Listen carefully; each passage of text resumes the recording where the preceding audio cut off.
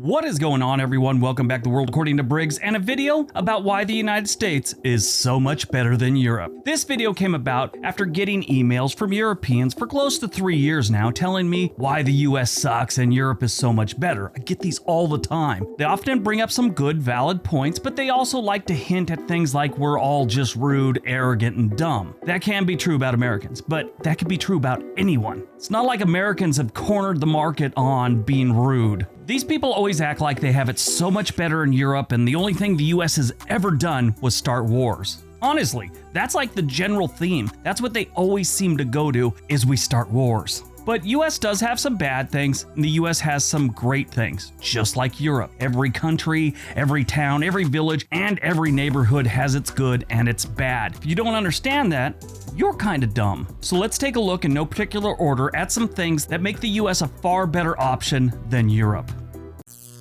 Number 10, World Wars. We don't have them. We never have. We hopefully never will. We just don't have world wars here in the United States. We've had a civil war and we've had some other things. And before you do, stop typing. Yes, Pearl Harbor was part of World War II and it was on American soil, but that was just an attack that took a couple hours. The Japanese also did take hold of some rock outcropping we had in the Bering Sea near Alaska. They stayed there for a couple months. We didn't even try and chase them out. But when it comes to world wars, no real combat on American soil other than those. We've joined other wars. Matter of fact, we joined 2 world wars in Europe to help Europe. I don't know if you Europeans remember, but there was this German guy with a funny little mustache and he had plans for all of Europe and pretty much the entire world. If it wasn't for the United States, there's a good chance his dream would have come true. Over 100,000 U.S. servicemen lost their lives in combat during World War II. In World War I, it was about 116,000. So we may have started some wars in our history, but we sure have helped out Europe with a couple of theirs. And from the looks of it, might be a third one on the way.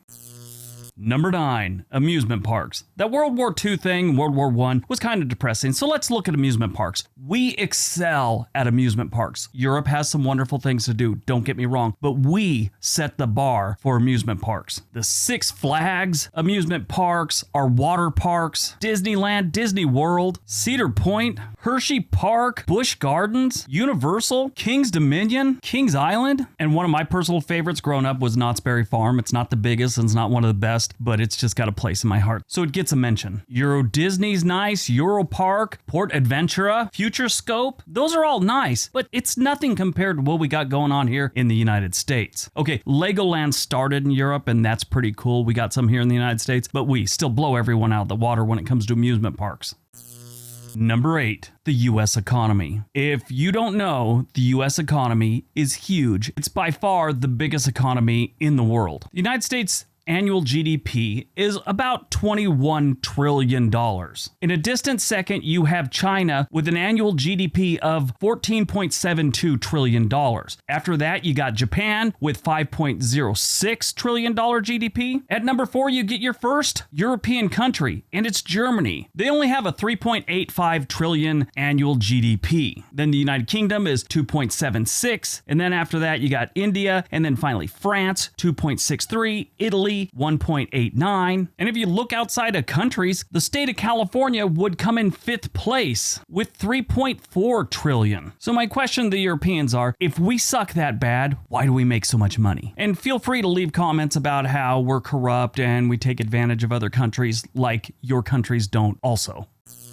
Number 7. Our technology. The United States has invented most of the really cool stuff. Sure, Europe has come up with the guillotine and the Iron Maiden, but the United States has come up with things like the personal computer in 1971, the weed whacker in 1971. 1972, we came up with the video game console. 72 also gave us the MRI. 73 gave us the cell phone. This is all before 1980. In 1978, we invented microwave popcorn. 1986, we gave you the 3D printer. 1996, we gave you Google. 2005, we gave you YouTube. I should say 2004, we gave you Facebook also, but that's kind of working against us these days, it seems like. Along with in 2006, Twitter showed up. We also gave you the COVID-19 vaccine. I know some of you don't think that was a good thing, but a lot of people do. If you want to go way back, 1938, we invented the chocolate chip cookie. Take that, Europe, you and your croissant.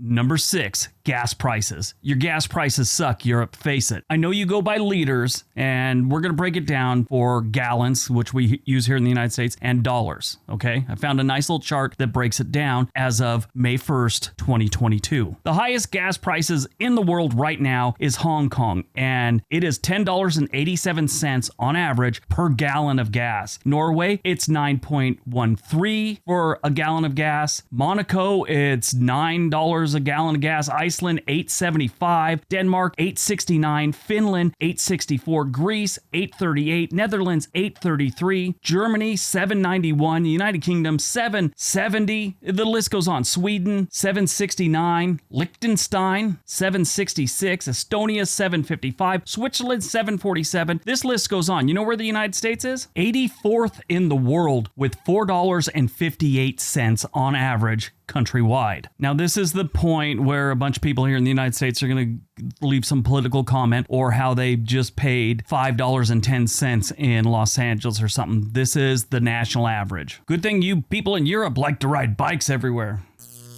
Number 5, fast food. Now, this is a strange one, I know, because fast food isn't really something you should be proud of, but I will tell you right now, every single European I know, that's one of the first things they say is our fast food is amazing. The variety and the flavor is awesome. You have great food in Europe. Don't get me wrong. I'm not trying to say that. You have a lot of really classic cuisine. You know, I mean, the Italian stuff you got going on in Italy, France, amazing. I could really do without German food, but still, you know. But Americans that go over there, they bring that up all the time, and Europeans that come over here talk about how amazing our fast food is. Again, it's unhealthy. It's probably why we're one of the largest countries in the world as far as chubby people go, but still, it tastes great. We have a wide variety. It's something that's kind of awesome.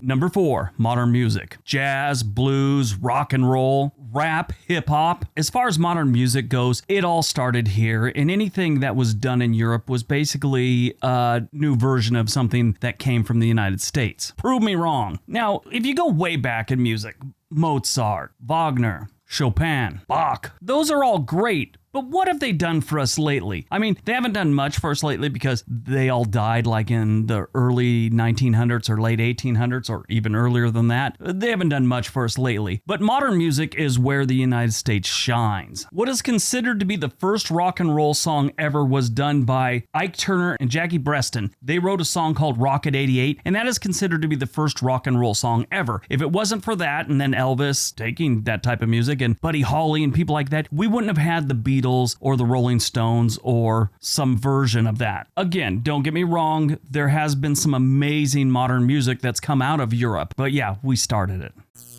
Number 3, the landscapes. Now, this one's going to be up for an opinion because Europe does have the Alps, amazing rivers like the Rhine, Lake Como, and other amazing lakes, the Azores, Tuscany, the Greek Isles. Those are all great, but it doesn't compare to the sheer volume that we have here in the United States with places like Yosemite, Arches, the Great Smoky Mountains, the Rocky Mountains, the Great Lakes, the Everglades, Death Valley, the giant sequoias, the Redwoods, Yellowstone National Park, the Badlands, the Grand Canyon, the entire state of Oregon outside of Portland. That list can go on about amazing landscapes to see here in the United States. Europe does have some good ones, but just in sheer volume and numbers and things to see, we're a bigger country and we have amazing landscapes. So we get the win, in my opinion, on that one. Now, to be fair, if we start looking at amazing buildings, ancient buildings and stuff, Europeans got us killed there. But, you know, I mean, the Colosseum, Eiffel Tower, Big Ben, so many other ones. We have nothing that compares to that, but our land and our natural beauty is, in my opinion, and a lot of people's opinion, so much better.